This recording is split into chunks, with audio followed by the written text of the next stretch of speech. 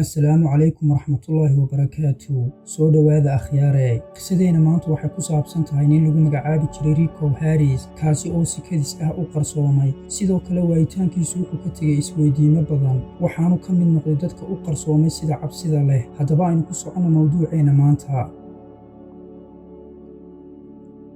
Rico Omar Harris waxaa iska dhalay aabba lagu magacaabi jiray Henry Harris iyo hooyo la dhaho Margaret Fernandez. Rico wuxuu ku dhashay Los Angeles taariikhdu markii ay maraysay 17 May 1977.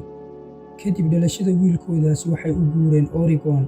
Kadib 2 sano u guuritaankoodii Oregon, waxay dib ugu soo laabteen magaaladii ay ka soo guureen ee Los Angeles, iyagoo intaa kadib dhalay 3 kale oo carruur ah. Henry ayaa inta badan afligaado iyo garaacis u geysan jiray carruurtiisa iyo xaaskiisa. Kadib sannado badan oo isjiid-jiidad iyo isqabqabsi ah, markan waxay ku fikirtay Margaret inay kala tagaan, iyadoo gebi ahaanba ka kaxaysatay carruurtii iyadoo la guurtay Alhambra oo ahayd xaafaddii ay ku soo kortay.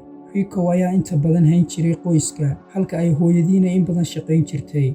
Intaasi kadib, Margaret ayaa ku boorisay wiilkeeda inuu bilaabo akaademiyadda kubadda kolayga, sababtoo ah xajmigiisa oo weyn ayaa ka saacidayay, laakiin isagu wuxuu ku riyoonayay inuu noqdo jilaa Hollywood-ka ah.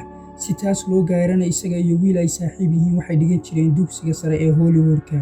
Kadib 1 sano oo uu dhiganayay dugsigaasi, wuxuu beddelay gebi ahaanba fikraddiisii ahayd jilaannimada, wuxuuna bilaabay kulliyad kubadda kolayga ah, isaga oo intaa kadib xaqiijiyay guulo la taaban karo. Intaasi kadib, markii ay taariikhdu maraysay sannadii 2000, wuxuu ku biiray Henry kooxda Harlem Globetrotters.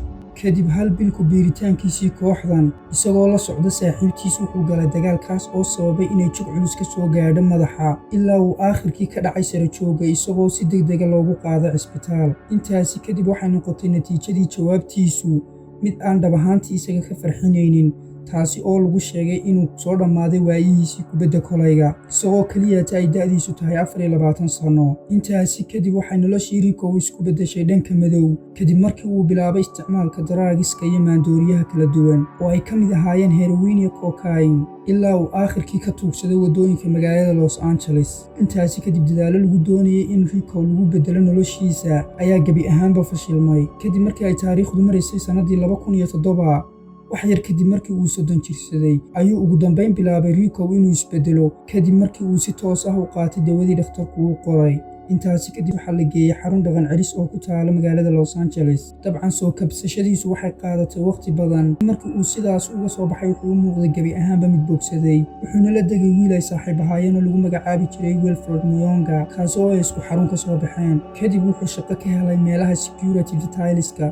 dabcan intiina aan garanayn security detailskuna waa meelo laga soo kaxaysto security-ga gaarku ilaalinaya. Intaasi kadib wuxuu kula kulmay habeenada ka mid ah xaflad gabadh lagu magacaabi jiray Jennifer Song oo ahayd qof ka yimid magaalada Seattle. Kadib gabadhaasi ayuu wuxuu la sameeyey xiriir, iyadoo ay labaduba isku dhex galeen si dhaqso ah, jacaylna u bilaabeen. Intaasi kadib Sebtembar 2014 waxay bilaabeen inay qorsheeyaan guurkooda, isagoo u soo guuray Rico dhinacaas iyo magaalada Seattle si uu la dego saaxiibtii Song. Kadib wuxuu codsaday shaqo cusub, waxaanu isku diyaarinayay interviewga shaqadiisan cusub. Intaasi kadib wuxuu isu diyaariyey inuu booqdo dhankaas iyo hooyadii markay taariikhdu maraysay Oktoobar 9-keedii. Kadib markuu hooyadii iyo walaalihii la qaatay maalin wanaagsan, ugu dambayn wuxuu go'aansaday inuu ku soo laabto Seattle goor dambe oo habeenkii ah, sababtoo ah wuxuu ku lahaa halkaas interviewgii shaqada. Dabcan waa halkii ay ka bilaabmaysay qisada mugdigeedu.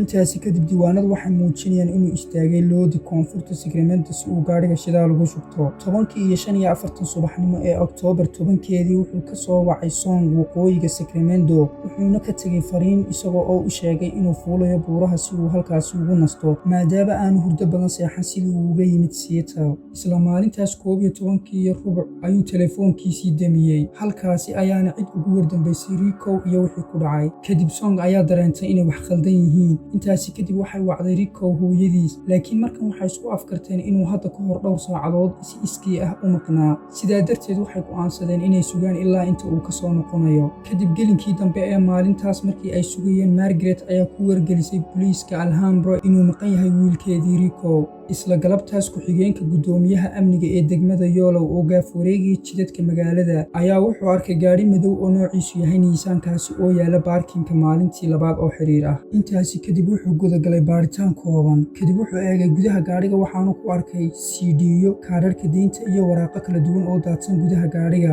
kadib wuxuu ku wargeliyey booliska Alhambra. markii ay ogaadeen cidda loo diiwaangeliyey gaadhigan, saraakiishii halkaa joogtay waxay ku wargeliyeen Margaret in la helay gaadhigii wiilkeeda, laakiin uu wiilkeedii meesha ka maqan yahay. intaasi kadib waxaa bilaabmay baaritaanada iyadoo laga baarayo dhulka ku xeeran halkii gaadhigu uu yaalay, oo ay ku jiraan dhulka kaymaha ah ee ku xeeran iyo webi halkaasi mara. waxaa qayb ka ahaa baadhitaanada helikobtarada heerkulka wax ku baadha iyo sidoo kale ayda tababaran. kadib baadhitaan ballaadhan oo socday muddo 3 maalmood ah waxba ma aysan helin saraakiishii. kadib waxaa iclaamka iyo warbaahinta lagu faafiyey inuu maqan yahay shakhsi lagu magacaabo Rico Harris, kaasi oo leh astaamahan: dherer gaadhaya 2.6 mitir iyo culays dhan 140 kilogram. kadib Oktoobar 11 mid ka mid ah dadka ku orda jidka Route 16 ayaa sheegay inuu arkay nin ku habboon sharaxaadii Rico oo maraya wadada Oktoobar 10 goor hore oo subaxnimadii, halka uu isla maalintaas baabuur la kala sheegay inuu arkay Rico oo fadhiya meel waardiye ah oo kasoo horjeeda barxadda baarkinka.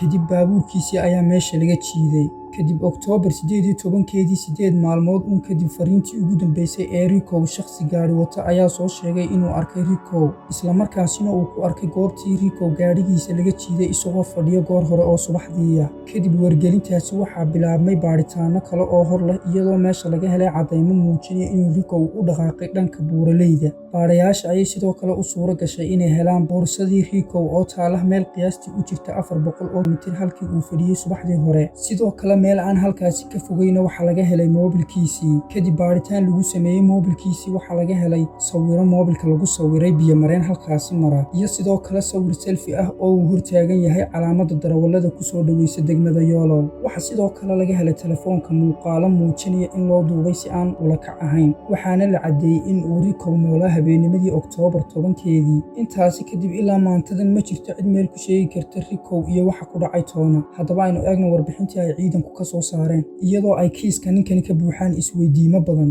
oo ay ka mid yihiin: maxaa ku dhacay Rico? halkee ayuu ku dambeeyey? ma laga yaabaa inuu isagu naftiisa si iskiya u jaray? ma laga yaabaa inuu afduub ku maqan yahay? iyo su'aalo badan oo dabcan jirin cid maanta ka jawaabi kartaa. dabcan waxay meesha ka saareen suuragalnimo kasta in Rico afduub lagu waayo, sida ka muuqata sawirada iyo fiidyaha ku jira telefoonkiisa. baaritaanadu waxay muujinayaan in si iskii ah uu ku yimid degmada yoolow. sidoo kale lagama helin agagaarka moobilkiisa, boorsadiisa iyo gaadhigiisa caddaymo muujinaya inuu ninkan xoog loo isticmaalay. waxaana intaasi kusii darayaan in laga yaabo inuu Rico si iskii ah uga tegay telefoonka. si kastoo ay ahaataba waxaa ka taagan ninkan kiiskiisa su'aalo badan oo ilaa maantadan cidi jawaab u haynin. intaasi ayuu ku eegyahay muuqaalkeena maanta. fadlan haddaad nagu cusub tahay subscribe and like waa noo muhiim. waad mahadsan tahay.